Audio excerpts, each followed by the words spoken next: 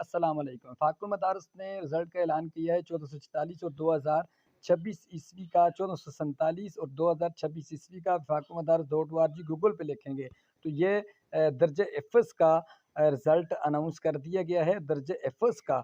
और ये आपने फ़ाक़ुल मदारिस .org 3 लाइन पे क्लिक करना है, नताइज के ऊपर क्लिक करके नीचे आ जाना है। ये नज़र सानी यानी कि मदारिस नताइज नज़र सानी जाके नीचे मदारिस नताइज एफ़एस के ऊपर आपने क्लिक कर देनी है। जैसे ही क्लिक करेंगे इस तरह का इंटरफेरेंस आपके सामने आएगा।